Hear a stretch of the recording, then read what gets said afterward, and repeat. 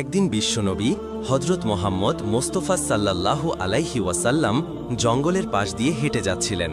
তখন দয়াল নবী দেখতে পেলেন এক ইহুদি একটি হরিণকে বেঁধে রেখেছে। হরিণটি বিশ্বনবী হযরত মুহাম্মদ মুস্তাফা সাল্লাল্লাহু আলাইহি ওয়াসাল্লামকে দেখার পর সাথে সাথে বলল, ইয়া রাসূলুল্লাহ, ইয়া হাবিবাল্লাহ, আজ সকালে আমি আমার বাচ্চাদেরকে বাসায় রেখে খাবারের সংগ্রহের জন্য বের হয়েছিলাম। হে আল্লাহর নবী, এমন সময় ইহুদি আমার সামনে আসে এবং আমাকে বন্দী করে ফেলে।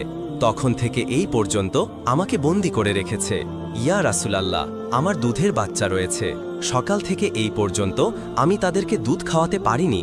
হয়তোবা তারা আমাকে না পেয়ে অনেক অস্থির হয়ে পড়েছে এবং তাদের গলা দুধ না খাওয়ার কারণে শুকিয়ে গেছে।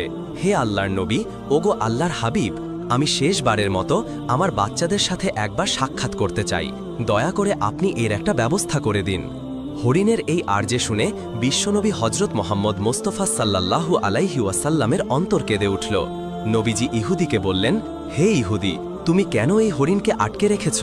তখন ইহুদি বলল, এই হরিণকে শিকার করেছি, আর জঙ্গলের প্রাণীকে শিকার করা তো বৈধ। আমি হরিণকে আটকে রেখেছি। অতপর হযরত মুহাম্মদ মুস্তাফা সাল্লাল্লাহু আলাইহি ওয়াসাল্লাম বললেন, হে ইহুদি, তুমি কি দেখতে পাচ্ছ না এটা মা হরিণ? তার স্তনে দুধে পরিপূর্ণ।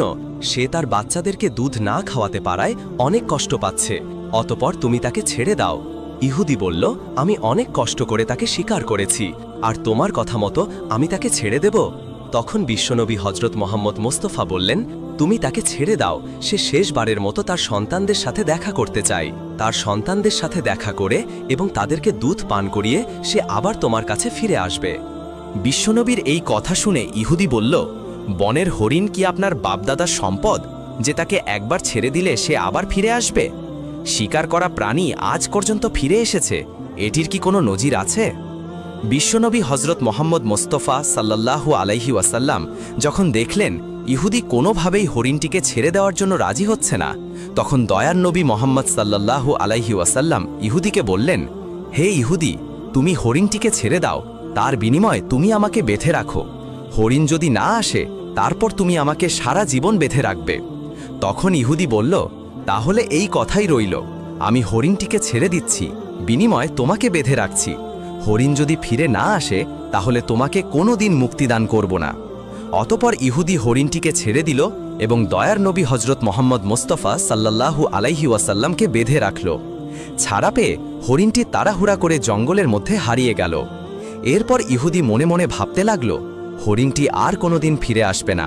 এই লোকটাকে আমি সারা জীবন বেঁধে রাখব। এই লোকটির চেয়ে